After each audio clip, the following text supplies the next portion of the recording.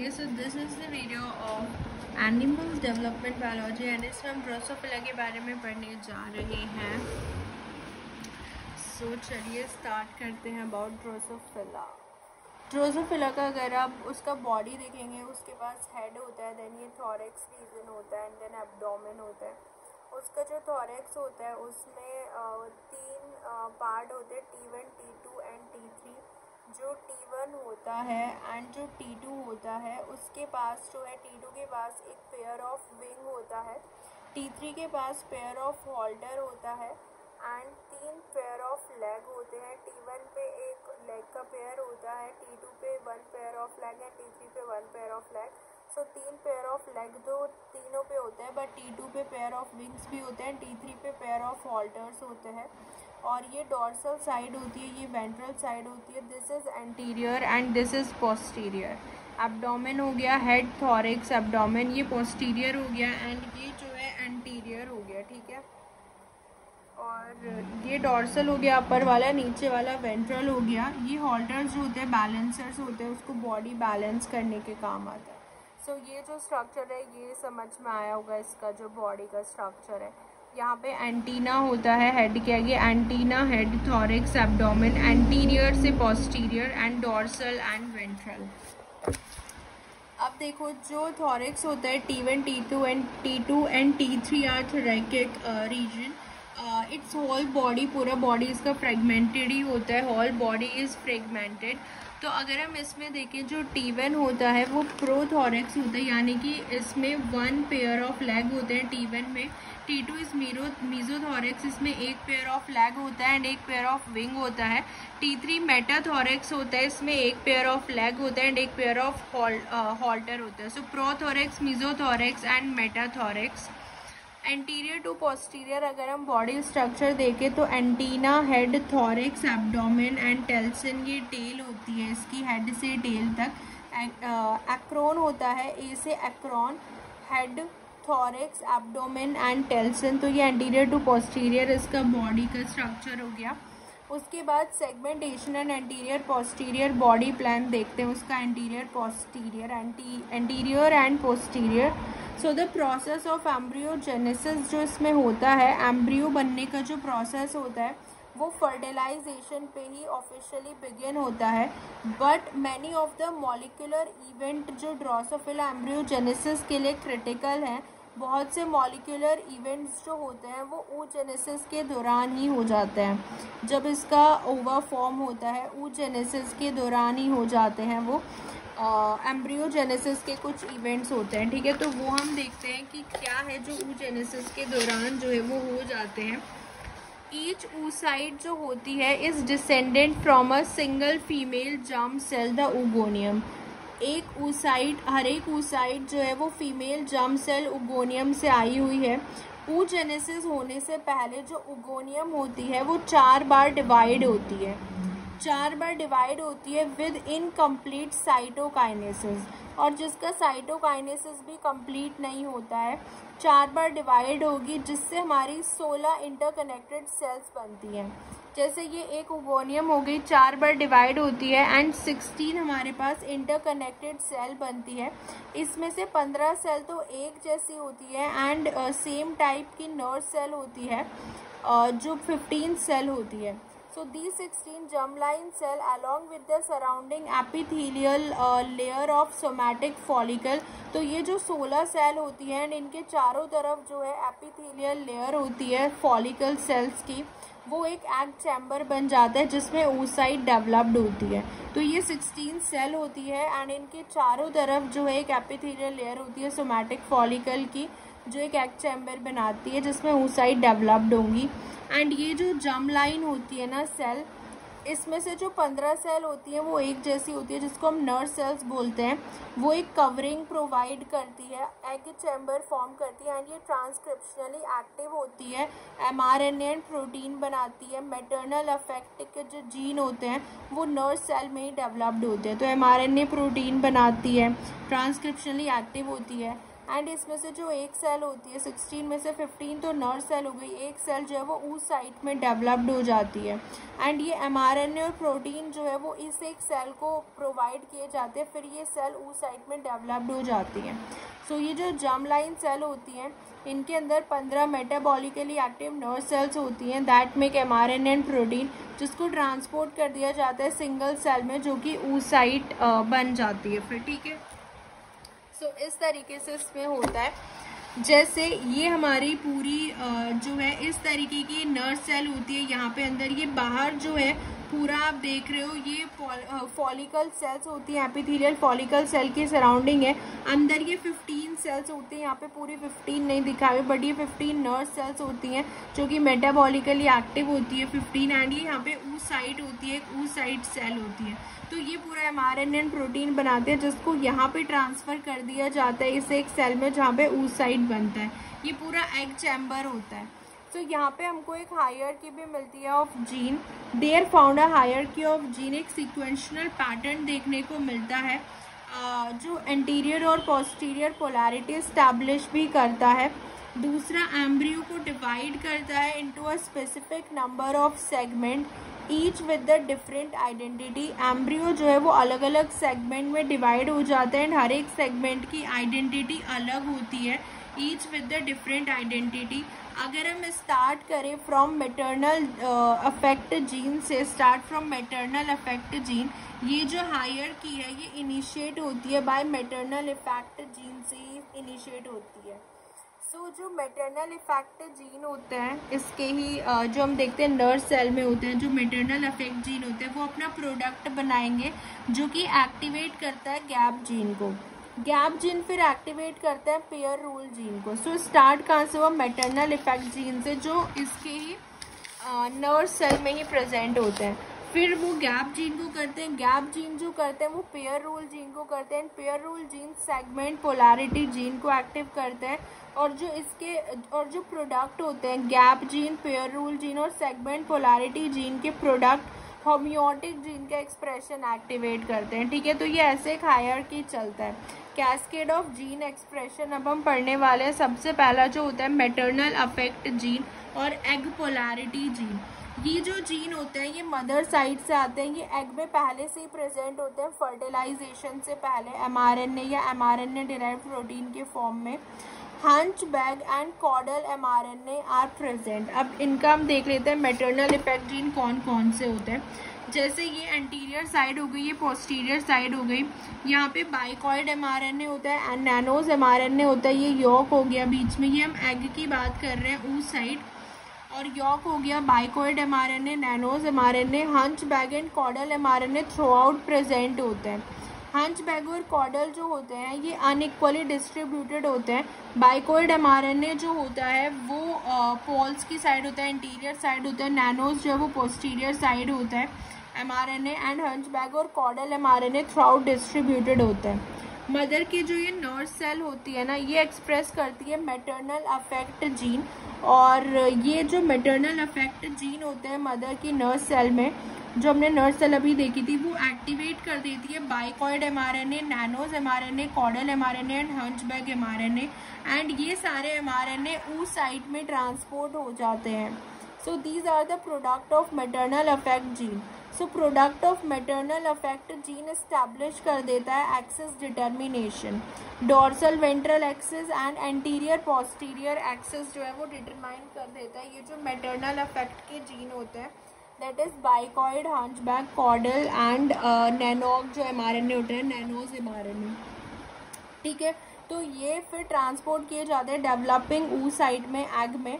ये सारे जो mRNA होते हैं ये नर्व सेल में प्रोड्यूस होते हैं, एंड इनका प्रोडक्ट जो है ये इनका एक्सेस डिटरमाइन कर देता है। वो देखते हैं कैसे करता है मैटरनल इफेक्ट में। So the product of maternal effect gene activate कर देता है नेक्स्ट लेवल जीन को, जिसको हम बोलते हैं zygotic gene expression. These are zygotic gene expression होने लग जाता है, एंड फर्स्ट जीन जो एक्सप्रेस होता है वो होता है गैप जीन। अब जाइगोटिक जीन एक्सप्रेस होना स्टार्ट हो जाएंगे, वो मैटरनल इफेक्ट के जीन थे जितने भी अभी हमने पढ़े। ड्यूरिंग मिड ब्लास्टुलर ट्रांजिशन ये हो रहा है, ठीक है। मिड ब्लास्टुलर ट्रांजिशन जब हो रहा होता है तो जाइगोटिक जीन के एक्सप्रेशन होना स्टार्ट हो जाते हैं, ठीक है। पहला आता है गैप जीन। गैप जीन जो होता है organize broad areas along anterior posterior axis में, ये ब्रॉड एरिया डिटरमाइन कर देता है, यानी कि पूरा एम्ब्रियो जो, जैसे कि हमारा एम्ब्रियो है ना, ये जो एम्ब्रियो होता है ये ब्रॉड रीजन में डिवाइड हो जाता है। जैसे कि हमारे पास ये होता है gap gene define head region, यहाँ पे गैप जीन होता है जो हेड डिफाइन करेगा, थॉरेक्स डिटरमाइन करेगा, जो एब्डोमिनल रीजन डिटरमाइन करेगा। सो एक ब्रॉड रीजन में डिवाइड कर देता है एंटीरियर पोस्टीरियर एक्सिस में, जो गैप जीन होता है। अगर कोई भी गैप जीन म्यूटेट हो जाता है ना तो बॉडी प्लान में गैप आ जाता है, तो इसलिए कि बहुत ज़रूरी होते हैं सिक्वेंशनल लार्वा मतलब, और सिक्वेंशनल के लिए सीक्वेंस फॉर्म कर देते हैं पूरा। अगर इनमें म्यूटेशन हो गया तो गैप आ जाएगा, प्लस जो सिक्वेंशनल लार्वा सेगमेंट होता है वो डिलीट हो जाएगा। अगर ये हेड और एब्डोमेन आ गया, अगर मान लो थॉरेक्स वाला म्यूटेट हो गया तो सिर्फ हेड के बाद एब्डोमेन आ जाएगा, तो हमारा लार्वा क्या हो जाएगा, म्यूटेटेड लार्वा हो जाएगा। ये वाइल्ड टाइप होता है, ठीक है। तो इस तरीके से देखने को मिलता है हमें gap gene. So gap gene broad area define कर देते हैं। उसके बाद गैप जीन के जो प्रोडक्ट होते हैं वो नेक्स्ट जाइगोटिक जीन को एक्सप्रेस करते हैं, that is pair rule gene. Pair rule gene embryo को पीरियडिक यूनिट्स में डिवाइड कर देते हैं, सेगमेंट में डिवाइड कर देते हैं, और ये पेयर में काम करते हैं। Odd skipped and even skipped ये होते हैं। ये 14 सेगमेंट में डिवाइड कर देते हैं पेयर रूल जीन। अगर एक ऑड जीन म्यूटेट हो गया तो सारे ऑड जीन लॉस्ट हो जाते हैं, इसलिए ये पेयर में काम करते हैं। अगर एक ऑड जीन म्यूटेट हो गया तो सारे ऑड जीन लॉस्ट हो जाएंगे। अगर कोई पेयर रूल जीन म्यूटेट हो गया तो इसमें एम्ब्रियो का हर एक दूसरा सेगमेंट मिसिंग हो जाएगा, क्योंकि ये पेयर में काम करते हैं।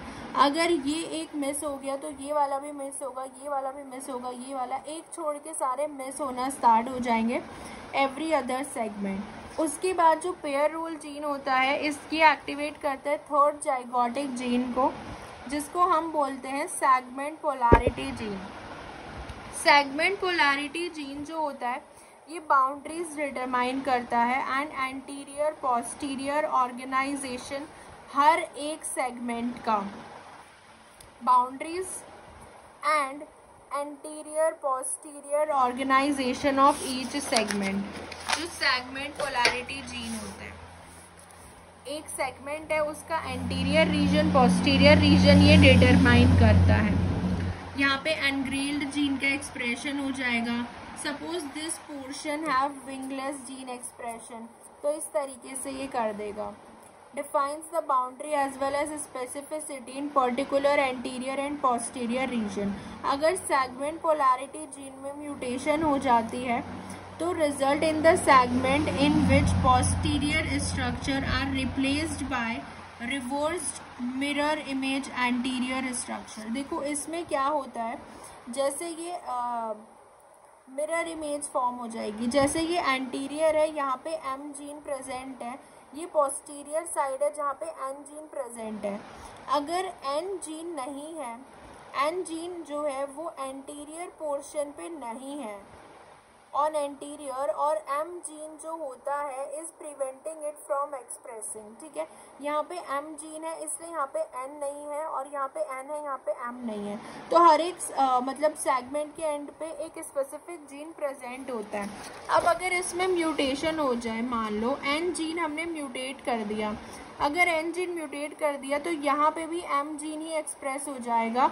सो एम जीन भी एक्सप्रेस हो जाएगा पोस्टीरियर पे, and as M gene is responsible for organ formation, तो डुप्लीकेशन हो जाएगा, ऑर्गन का मिरर इमेज फॉर्म हो जाएगी, ठीक है। तो ये इसके म्यूटेट होने से होता है सेगमेंट पोलैरिटी जीन।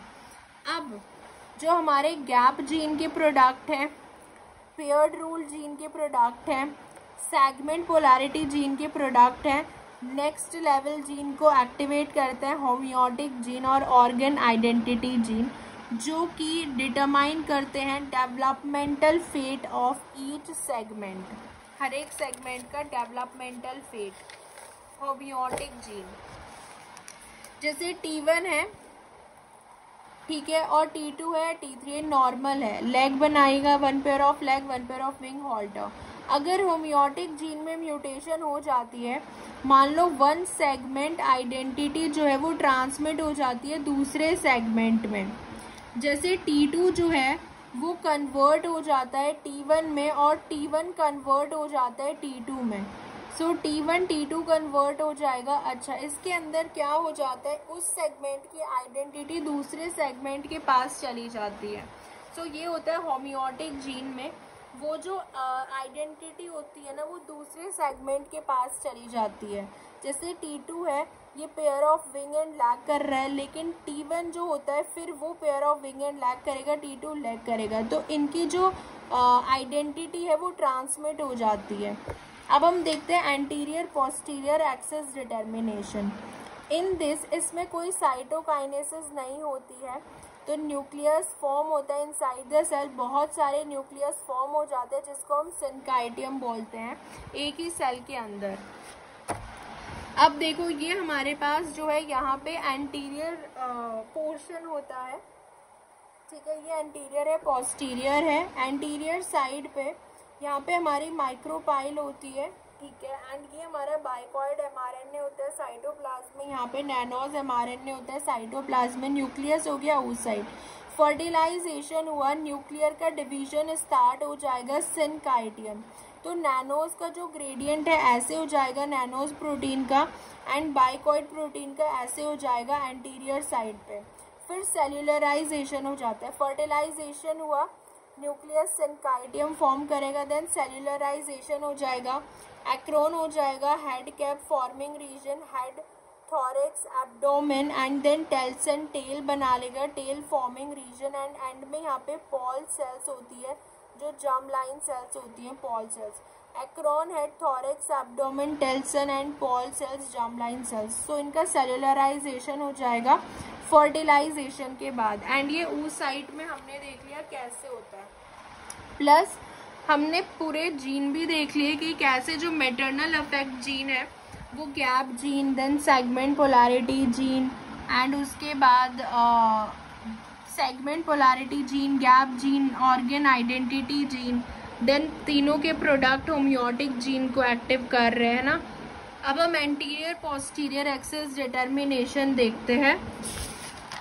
बाइकॉइड जो होता है वो एंटीरियर साइड ही होता है, उस साइड का अगर आप एमआरएनए देखो तो एंटीरियर साइड पे बाइकॉइड होता है एंड पोस्टीरियर साइड पे जो होता है नैनोज होता है ना। और जो हंच बैग एमआरएनए और कॉडल एमआरएनए होता है ये हर जगह ऐसे प्रेजेंट होते हैं, they are hunchback and caudal mRNA present होते हैं। लेकिन फर्टिलाइजेशन के बाद क्या होता है ना, एंटीरियर साइड पे बाइकॉइड और हंच बैग का एक्सप्रेशन हो जाता है, उस साइड में हंच बैग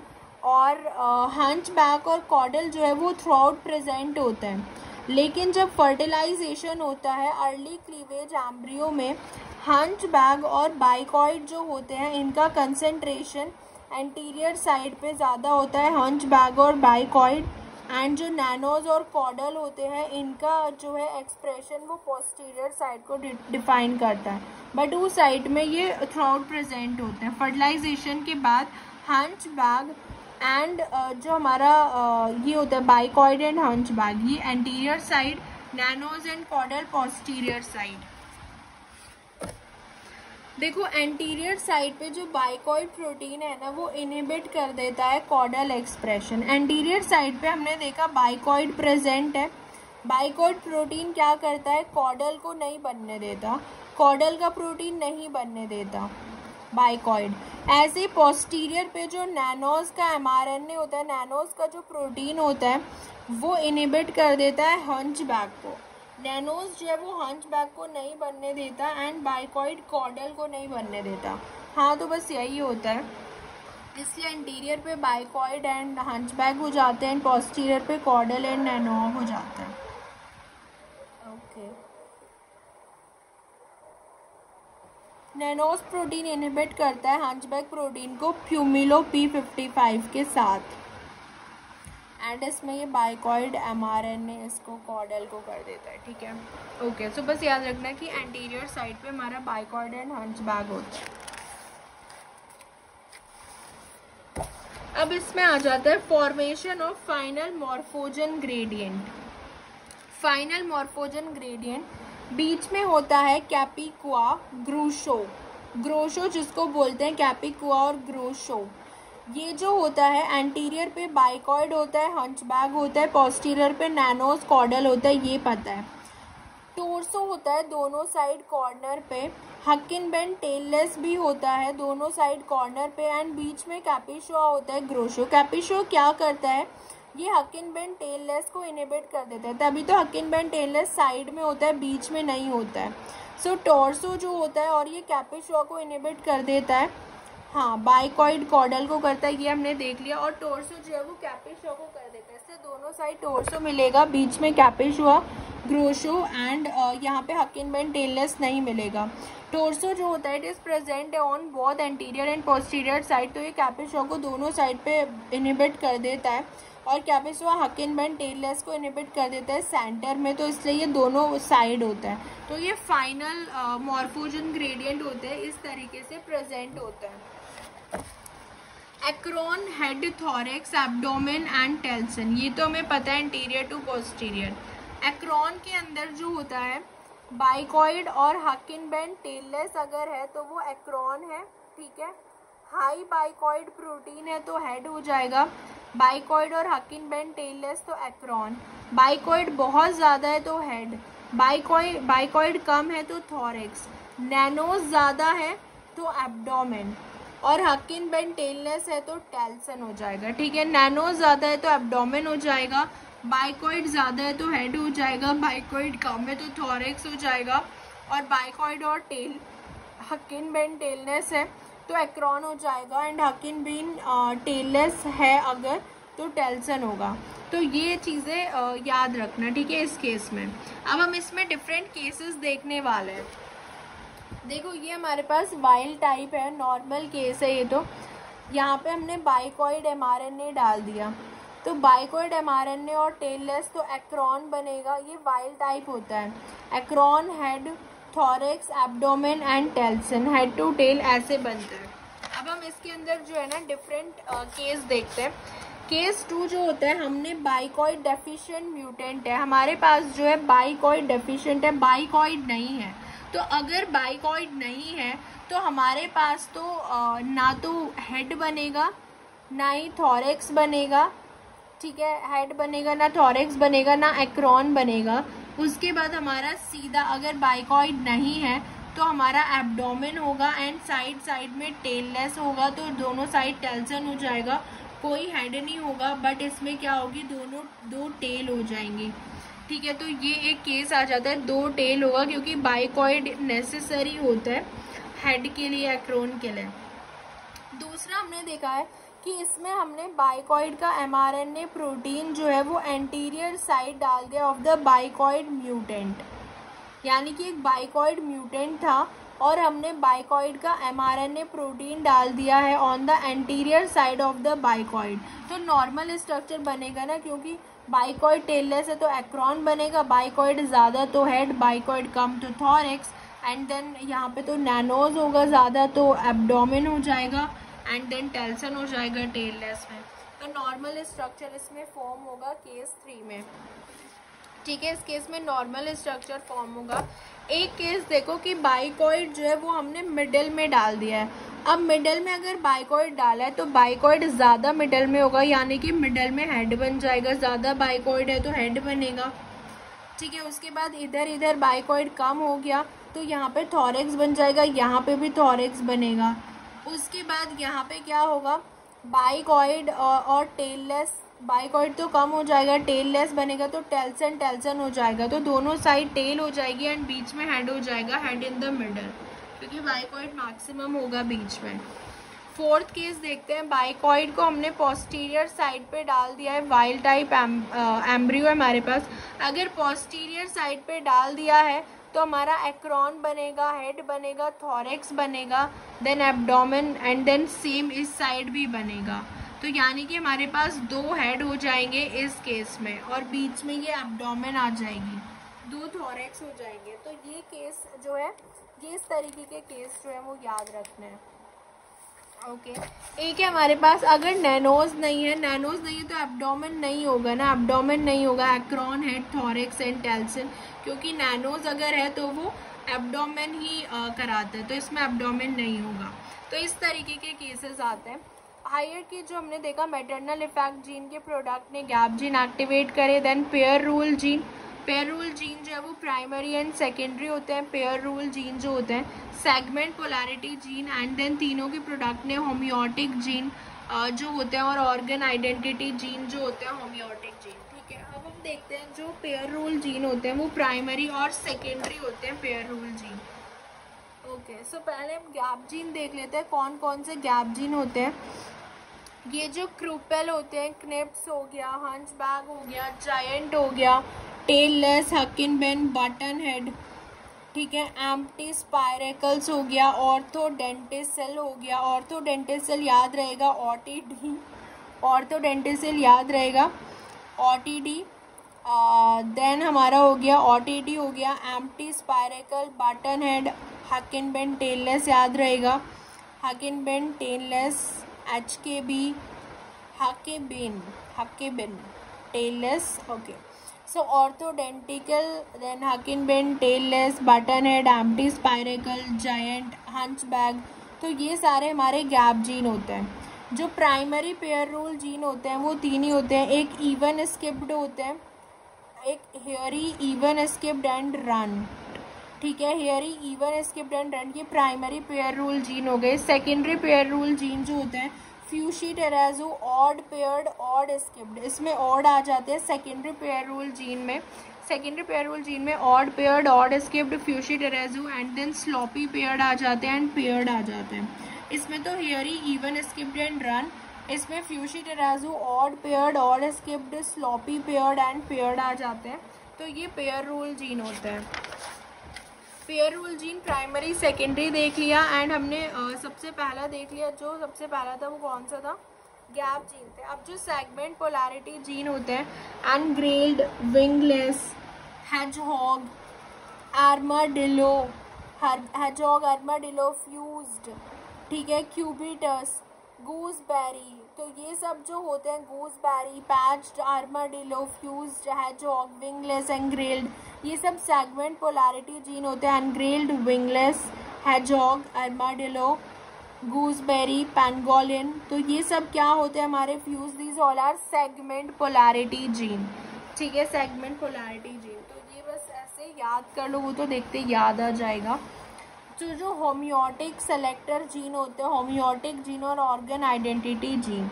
होम्योटिक जीन जो होते हैं ये स्पेसिफाई करते हैं कैरेक्टरिस्टिक स्ट्रक्चर क्या है हर एक सेगमेंट का। अब हम होम्योटिक जीन पे आ जाते हैं। होम्योटिक जीन में हमारे पास होम्योबॉक्स की एक सीक्वेंस होती है, हाईली कंजर्व्ड सीक्वेंस होती है, 180 बेस पेयर की ये होम्योबॉक्स की सीक्वेंस होती है। प्रोमोटर हो गया, होम्योबॉक्स सीक्वेंस हो गया, एंड ये mRNA बनाता है। फिर ये क्या करता है, 60 अमाइनो एसिड का होमियो डोमेन होता है, ये mRNA बनाता है, एंड ये 60 अमाइनो एसिड का एक homeo domain, DNA binding domain हमारे पास बन जाता है। हाँ, ये एक्टिवेट करता है रियलाइजेटर जीन को, activates realizator gene, DNA binding domain, homeo domain.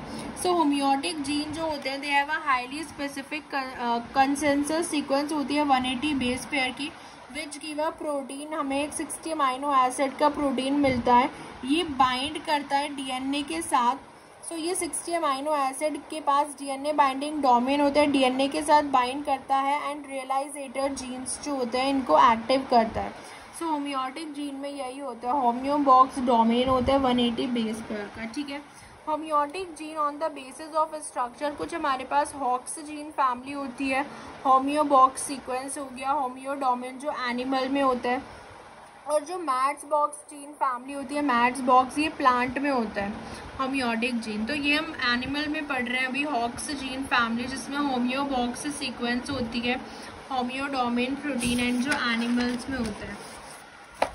देखो दो रीजन होते हैं, Drosophila, chromosome 3 contain most of the these homeotic gene जो होता है ड्रोसोफिला में क्रोमोसोम 3 पे होते हैं ज़्यादातर। होम्योटिक कॉम्प्लेक्स हो गया HOMC, है ना। इसके अंदर जो होते हैं ये 2 कॉम्प्लेक्स प्रेजेंट होते हैं ड्रोसोफिला के क्रोमोसोम 3 पे।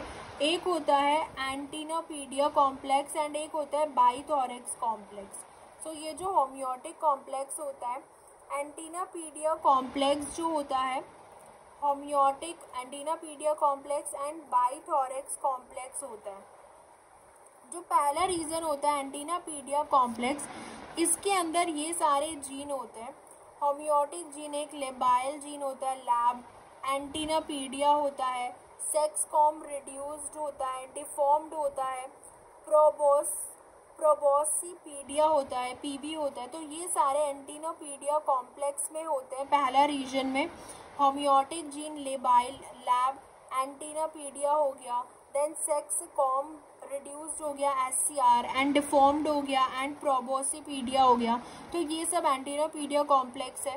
सेकेंड जो रीजन है होम्योटिक जीन में वो बाइथोरेक्स के अंदर क्या होता है, अल्ट्रा बाइथोरेक्स होता है, abdominal A and abdominal B होता है। Ultra bithorax abdominal A abdominal B gene होता है। इसके अंदर lab, antennapedia, sex comb reduce, deformed and proboscipedia ये सारे होते हैं।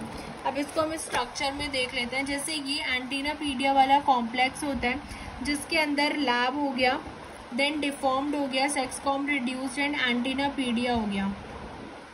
इसमें ultra bithorax abdominal A and abdominal B हो गया।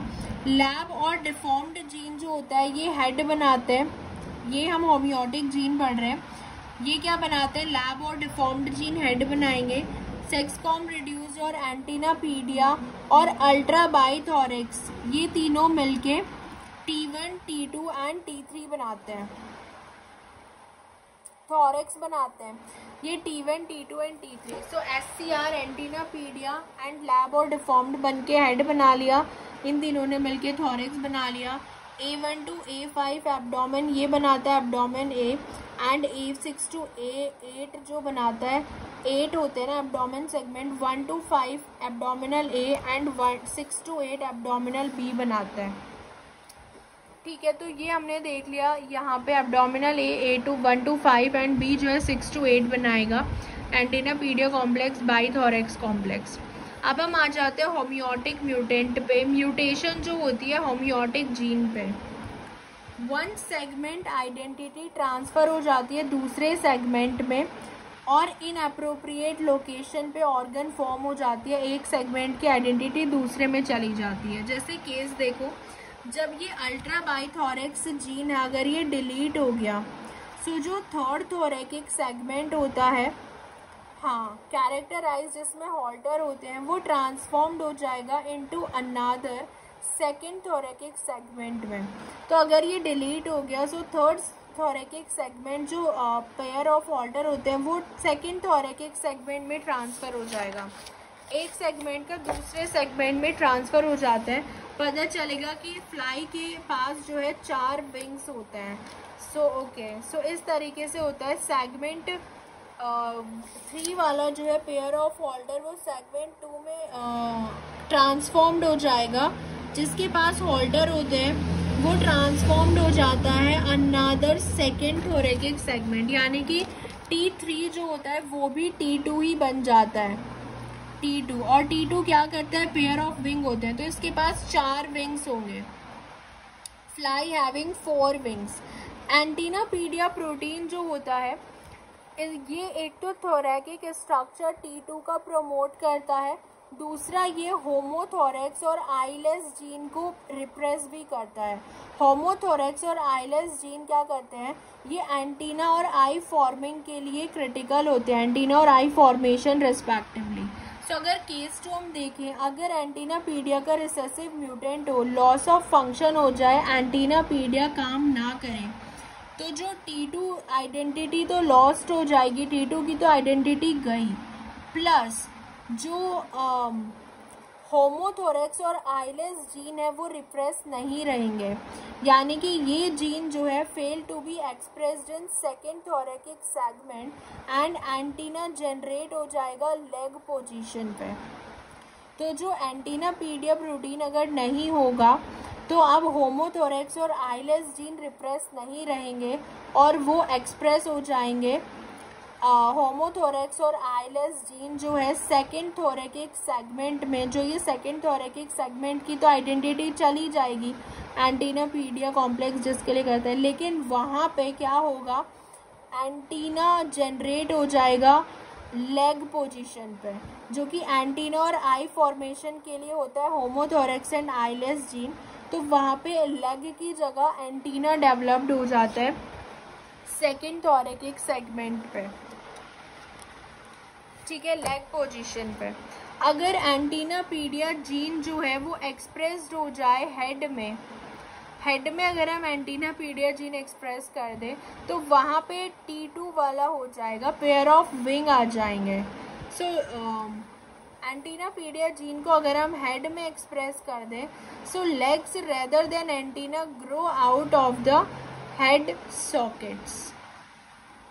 हाँ, सो जो लेग्स होते हैं, क्योंकि जो एंटीना पीडिया T2 होता है वो पेयर ऑफ लेग के लिए करता है एंड पेयर ऑफ विंग के लिए करता है, जो 2 होता है, 2 pair of leg and pair of wing. So pair of legs जो होंगे वो एंटीना की बजाय हेड में दिखाई देंगे rather than antenna grow out of the head socket. तो ये इस तरीके से होता है होम्योटिक जीन में, आइडेंटिटी लॉस्ट हो जाएगी और वो दूसरे आइडेंटिटी उसमें ट्रांसमिट हो जाती है, ठीक है। जैसे T2 का लॉस्ट हुआ फंक्शन इस तरीके से, जैसे हमने अभी ये वाला देखा था कि इन्होंने बोला कि अगर UBX जीन हमारा डिलीट हो जाए, ये डिलीट हो जाए जो T3 के लिए कर रहा है। तो इन्होंने बोला जो थर्ड थोरेकिक सेगमेंट है T3 जिसमें हॉल्टर आता है वो ट्रांसफॉर्म्ड हो जाएगा इनटू अनदर सेकंड थोरेकिक सेगमेंट, यानी कि ये T3 की बजाय ये भी T2 ही बनाने लगेगा अल्ट्रा बाइथोरेक्स, ठीक है। तो इस तरीके के म्यूटेशन देखने को मिलते हैं। अब हम बात करते हैं ड्रोसोफिला में जो डोर्सल वेंट्रल एक्सिस जो होता है वो कैसे जनरेट होता है इन Drosophila, generating the dorsal ventral axis. तो अब हम बात करते हैं generating the dorsal ventral axis के बारे में। ये हमारे पास एंटीरियर हेड हो गया, पोस्टीरियर हो गया। अब हम डोर्सल वेंट्रल एक्सिस देखते हैं ये कैसे डिटरमाइन होता है। एंटीरियर एंड पोस्टीरियर तो हमने देख लिया कि कैसे बाइकॉइड, हंचबैक और नेनोज और कॉर्डल जितने भी हमारे लिए रिस्पॉन्सिबल होते हैं। डोर्सल प्रोटीन जो होता है ये एक मॉर्फोजन की तरह काम करता है कंसंट्रेशन मैनर में, act as it is a morphogen. ये एक मॉर्फोजन होता है डोर्सल प्रोटीन। ये प्रेजेंट होता है इन द साइटोसॉल ऑफ जो सिनकाइटियल ब्लास्टोडर्म होती है उसके साइटोसॉल में ये प्रेजेंट होता है डोर्सल प्रोटीन। ये एक मॉर्फोजन होता है। और एक कैक्टस प्रोटीन जो होता है ये इस डोर्सल प्रोटीन का इनहिबिटर होता है, ठीक है। अभी इतना ही याद करो, इसको हम डायग्राम में समझेंगे। Cactus protein is the inhibitor of dorsal protein. अब हम इसमें देखते हैं कि इसमें क्या होता है। हाँ, एक हमारे पास होता है पैलेकाइनेज। ये क्या करता है ना, पैलेकाइनेज ये फॉस्फोराइलेट कर देता है कैक्टस को। ये फॉस्फोराइलेट कर देगा कैक्टस को, कैक्टस का डिग्रेडेशन हो जाता है। और अगर कैक्टस का डिग्रेडेशन हो गया तो डोर्सल प्रोटीन एक्टिव हो जाएगा। देखो, कैक्टस डोर्सल को इनएक्टिव करके रखता है। पैलेकाइनेज आया, कैक्टस को फॉस्फोराइलेट करा, डोर्सल फ्री हो गया एंड एक्टिव हो गया। अब जो डोर्सल प्रोटीन जब एक्टिवेट हो जाता है, नाउ ये न्यूक्लियस में ट्रांसपोर्ट किया जाता है डोर्सल प्रोटीन को जब ये एक्टिवेट हो जाता है। उसके बाद डोर्सल प्रोटीन जो है बहुत एक्सप्रेशन कराता है वेंट्रल फेट जीन का, यानी कि नाम तो इसका डोर्सल प्रोटीन है लेकिन ये एक्सप्रेशन करा रहा है वेंट्रल फेट जीन, यानी कि जहाँ पे डोर्सल प्रोटीन एक्सप्रेस हो रहा होगा, एक्टिवेट हो रहा होगा, वो वेंट्रल साइड हो जाएगी, ठीक है। तो इसमें कंफ्यूज नहीं होना है। ये जो होता है DPP, डीकैप्लेंटप्लेजिक, ओके।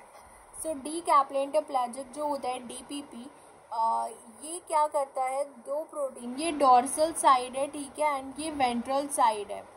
सो हम बात कर रहे हैं dorsal side and ventral side. ये हमारी पॉल सेल हो गई यहाँ पे।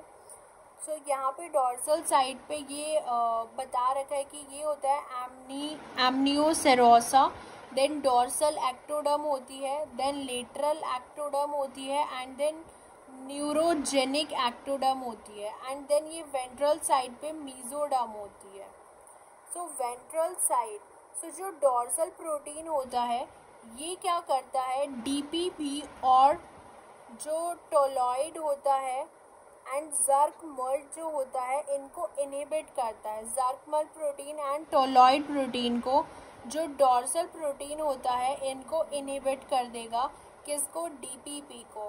डीपीपी, टोलॉइड एंड ज़र्क-मल्ट प्रोटीन को डॉर्सल प्रोटीन इनहिबिट कर देता है।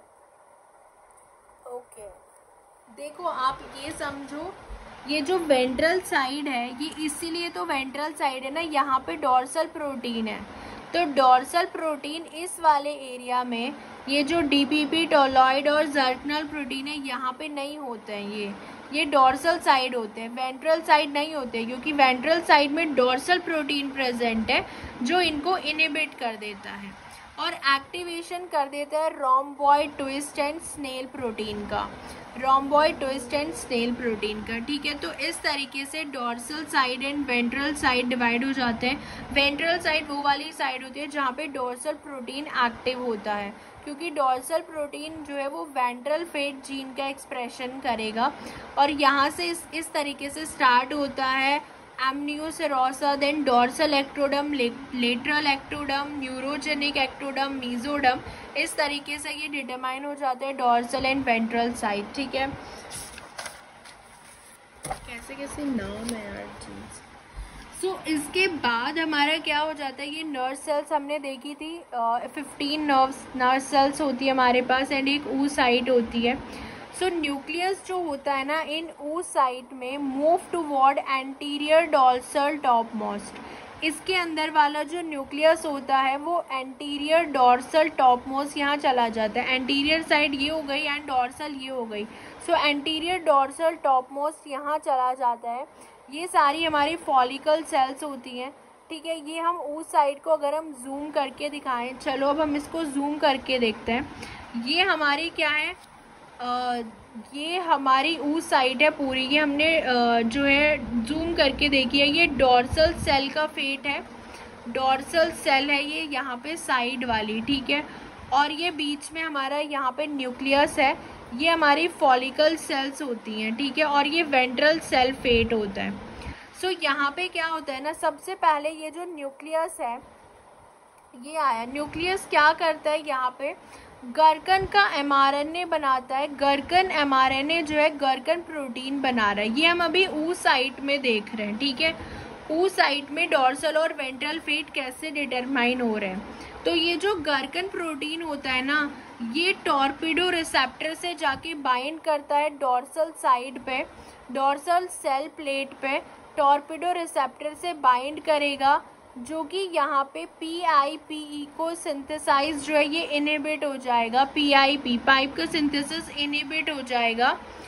जैसे गार्कन प्रोटीन टॉर्पिडो से बाइंड करता है तो ये इनहिबिट हो जाता है एंड वो डॉर्सल सेल फेट होता है।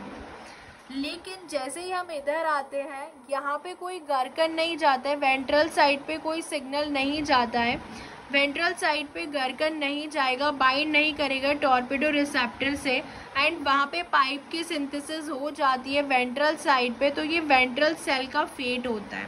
तो ये हम उस साइड में देख रहे हैं कि डॉर्सल और वेंट्रल साइड में क्या डिफरेंस होता है। ठीक है, देखो पहले oocyte का जो न्यूक्लियस है वो एंटीरियर डॉर्सल साइड जाएगा, जहाँ पे वो वेयर इट लोकलाइज गर्कन mRNA जहाँ होता है। सो जो ट्रांसलेटेड गर्कन होता है वो टॉर्पिडो रिसेप्टर पे जाता है, बाइंड करता है। Torpedo signal causes follicle cell जो है वो डिफरेंशिएट हो जाती है डॉर्सल मॉर्फोलॉजी में। पाइप प्रोटीन सिंथेसिस इनहिबिट हो जाता है डॉर्सल फॉलिकल सेल्स में। गर्कन ये वेंट्रल फॉलिकल सेल्स में नहीं जाता है, सिर्फ डॉर्सल वाली साइड ही जाता है गर्कन। वेंट्रल फॉलिकल सेल सिंथेसाइज करती हैं पाइप प्रोटीन। पाइप सिग्नल क्या करता है, सल्फेट कर देता है जो वेंट्रल की विटेलाइन प्रोटीन्स होते हैं ना, वेंट्रल की विटेलाइन प्रोटीन, उनको सल्फेट्स मतलब ऐड कर देता है सल्फेट। सो ये डेवलपिंग oocyte से रिलेटेड होते हैं कि वो मैच्योर हो रही है एंड उसके बाद वो फर्टिलाइजेशन होता है, ठीक है। ये डेवलपिंग oocyte में होता है। अब उसके बाद देखो, ये हमारी जो है एम्ब्रियो अब डेवलप्ड हो गया आफ्टर फर्टिलाइजेशन, ठीक है। ये हमारी डॉर्सलाइज्ड सेल्स है यहाँ पे, ये हमारा पेरीविटेलाइन स्पेस है बाहर, ये हमारी वेंट्रलाइज्ड सेल है एंड यहाँ पे हमारी विटेलाइन मैम्ब्रेन भी है, पेरीविटेलाइन स्पेस, ये विटेलाइन मैम्ब्रेन हो गई एंड ये हमारी वेंट्रलाइज्ड सेल है। तो इसको हमने जूम करके दिखा रखा है वेंट्रल साइड को, ठीक है। तो ये जो हमारा है दिस इज पेरीविटेलाइन स्पेस, ये वाला जो पेरीविटेलाइन स्पेस है ये हमारी विटेलाइन मैम्ब्रेन है, ये वाली विटेलाइन मैम्ब्रेन है नीचे, ठीक है। दिस इज द पेरीविटेलाइन स्पेस ये पूरा।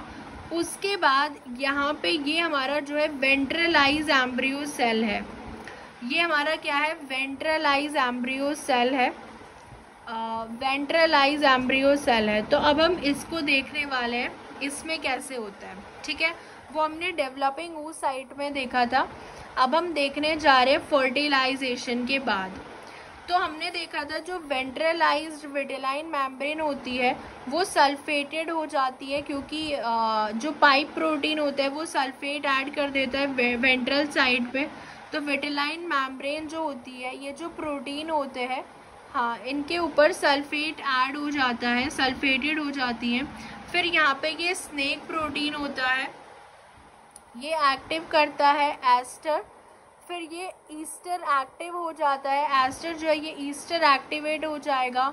उसके बाद ये दूसरा जो है स्पैचल प्रोटीन फॉस्फोराइलेट होता है। मतलब एट दी एंड ये जो सीरीज चलती है ना, यहाँ पे क्या होता है, ये टॉल रिसेप्टर प्रेजेंट होते हैं। तो ये जो टॉल रिसेप्टर प्रेजेंट होते हैं यहाँ पे ये पैले ट्यूब का फॉर्मेशन करते हैं। पैले ट्यूब क्या करता है, यहाँ पे ये कैक्टस फॉस्फोराइलेट हो जाता है, यानी कि कैक्टस जो है वो डॉर्सल से बाइंड है और पैले ट्यूब कैक्टस को फॉस्फोराइलेट कर देगा, डॉर्सल फ्री हो जाता है, वो न्यूक्लियस में जाता है एंड वो साइड वेंट्रलाइज्ड हो जाती है। So ventralize the embryo cell, dorsal protein embryo cell को वेंट्रलाइज कर देती है। अब इसको एक बार हम रीड लगा देते हैं। जो सल्फेटेड विटेलाइन मैम्ब्रेन प्रोटीन है वो गैस्ट्रोलेशन डिफेक्टिव से बाइंड करेगी। Vitelline membrane protein bind GD, gastrulation defective. GD snake protein को क्लीव करता है टू इट्स एक्टिव फॉर्म में एंड वो एक कॉम्प्लेक्स बना लेता है विद स्नेक और अनक्लीव्ड एस्टर प्रोटीन के साथ। सो जीडी ने स्नेक प्रोटीन को क्लीव कर दिया उसकी एक्टिव फॉर्म में एंड देन वो कॉम्प्लेक्स बना लेता है। फिर जो ईस्टर प्रोटीन होता है वो भी क्लीव हो जाता है अपनी एक्टिव फॉर्म में। देन ईस्टर बाइंड करता है स्पैजल के साथ, स्पैजल देन बाइंड करता है टॉल रिसेप्टर पे। देन टॉल यानी कि पहले snake protein, then easter, then spaetzle and then toll receptor protein. Toll activation tube और पैले को एक्टिवेट कर देता है जो कैक्टस को फॉस्फोराइलेट करते हैं, डिग्रेड हो जाते हैं, डॉर्सल से रिलीज होगा, एंटर करेगा न्यूक्लियस में एंड वेंट्रलाइज कर देगा सेल को। ब्रिंग द पैले toward the tall receptor. Yes, जो ये ट्यूब का रोल होता है ये पैले को टॉल रिसेप्टर के पास लेके जाता है। ब्रिंग द पैले टुवर्ड्स द टॉल रिसेप्टर। इसके अंदर भी हम डिफरेंट केस देखते हैं। देखो केस 1 हो गया, अगर हमें मैटरनल डेफिशिएंसी हो गई टॉर्पिडो की या गर्कन जीन की। अगर हमारे पास गर्कन जीन नहीं है और टॉर्पिडो नहीं है, तो अगर गर्कन जीन एंड टॉर्पिडो नहीं है तो डॉर्सल साइड बनेगी ही नहीं, बहुत साइड वेंट्रल हो जाएगी। Loss of function, cactus protein का लॉस ऑफ फंक्शन हो गया, यानी कि डॉर्सल अब हमेशा फ्री रहेगा तो वेंट्रल हो जाएगा, वेंट्रलाइजेशन हो जाएगा, डॉर्सल बिकम वेंट्रल।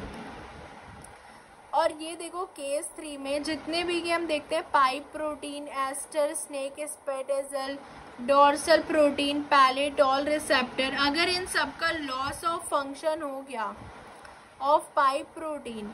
तो इस केस में कैस्केडिंग प्रोसेस स्टॉप हो जाएगा एंड डॉर्सलाइजेशन होगा, क्योंकि डॉर्सलाइजेशन ही होगा। अगर इनका लॉस ऑफ फंक्शन हो गया तो वेंट्रलाइजेशन नहीं हो पाएगा, क्योंकि ऊपर तक ये जा ही नहीं पाएंगे जहाँ पे कैक्टस को फॉस्फोराइलेट करके डॉर्सल को फ्री करे वेंट्रलाइज के लिए, तो इसलिए डॉर्सलाइजेशन होगा। ठीक है, तो ये कैस्केडिंग प्रोसेस स्टॉप हो जाएगा।